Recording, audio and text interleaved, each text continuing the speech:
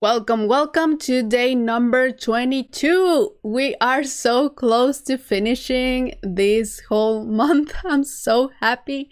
Okay, so for this video, I'm going to explain the typeOf function from the DataWeave thing. So in the typeOf, let's see, there's an example here. Again, I told you this is going to be a quick one. So I take this example, I put it in my DataWeave playground, and we end up with this. If I do typeOf A and B, I end up with a string. If I do typeOf and then this array of numbers, I end up with array. If I do typeOf 34, this is number. TypeOf true, this is a boolean. And typeOf this object, and this is an object. Let me see if I can do one from date. So if I do now, let's see what kind of type this is. This is a datetime.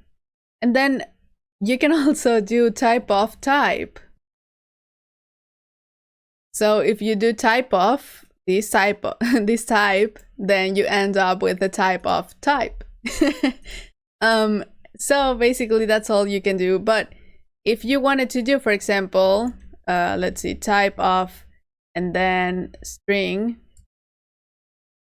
So this will be a string, but if I do equals string, this will be a false because this thing is a string and this thing, it's a type. Let me do this.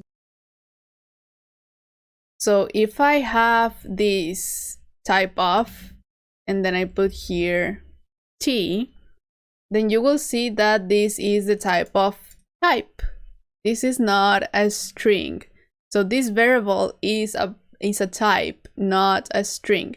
And for example, if I were to assign a type here and I put here string, then it will give me an error because it's saying this is expecting a type string, but got a type. So this is actually a type. If I do this, it works. So if you wanted to say t equals string, it wouldn't work. And again, t is a type string.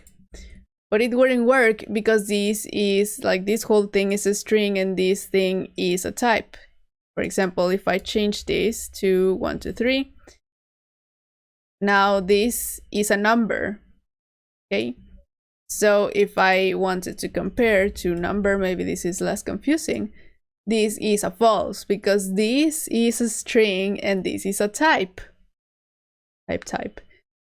So what can we do to verify? We can use the equal-ish operator that I just explained in like a couple videos ago. And that way you can confirm if this is of type number or string or whatever you want. If I put here string, it's going to be false. But if I do this, then it's going to be true. And that is how the typeOf function works. So I hope you like this video. Let me know in the comments below if you want to see any more functions. Follow me on socials at Martinez and subscribe right here. Bye!